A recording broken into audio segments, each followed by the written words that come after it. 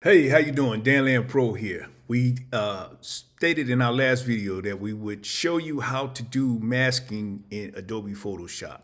So we're not going to show you exactly how we did this because this is a lengthy process and a more advanced method to masking in Adobe Photoshop. But I'm going to show you a quick way to mask with text, and then we'll take it from there, and you can join us later for some of our more advanced tutorials where you can learn how to do art like this.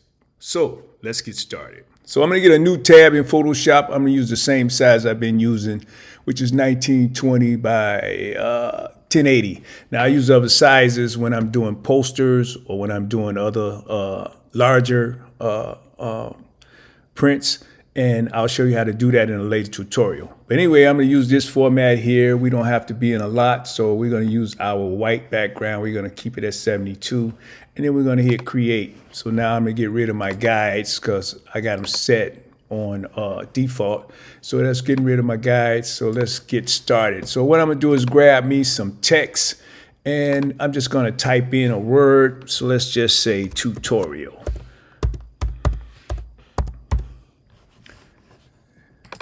And I'm going to blow that tutorial up. As you see here in Photoshop now, I don't have to do a whole lot of jumping around, so I can go to my taskbar and I can go right down here. Let's bring that up just a little bit. You can also fix this to a position that you're comfortable with. I like to move mine around for that reason. So now we got tutorial set. And then now that I have tutorial set, I'm going to go and get me an image.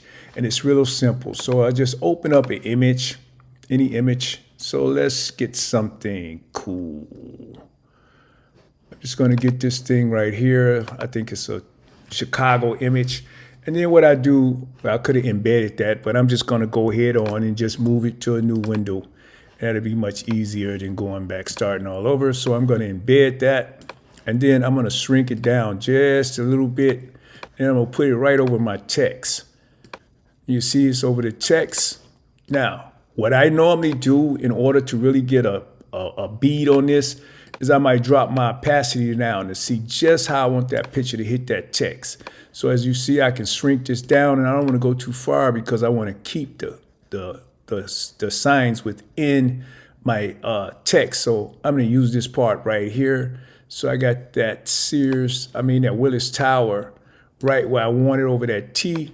And that's what I'm looking for right there. So I just want to do a little bit like that.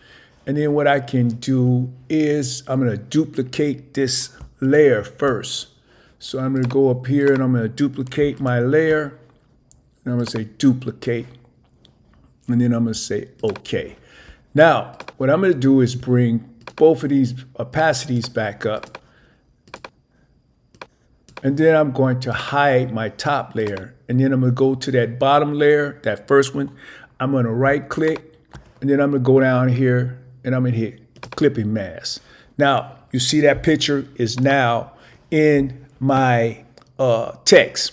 So that's a basic tutorial as far as what I want to do with this particular picture or this particular text. So if I want to get a more advanced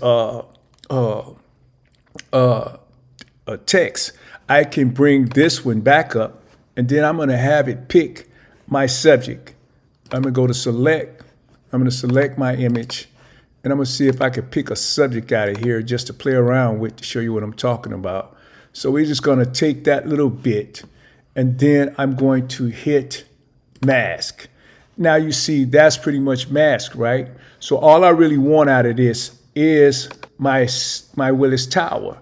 So I'm going to go over here and get my brush, and then I'm going to start erasing this.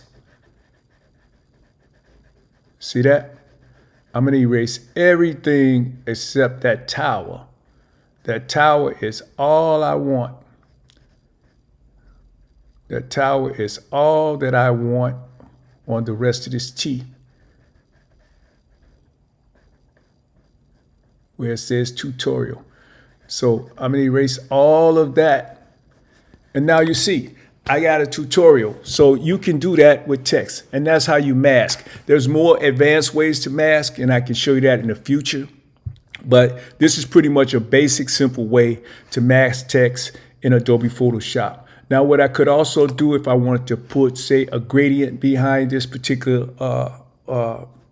poster, I can just click there, and then I can go get me a gradient, and then I can pick me a couple of colors.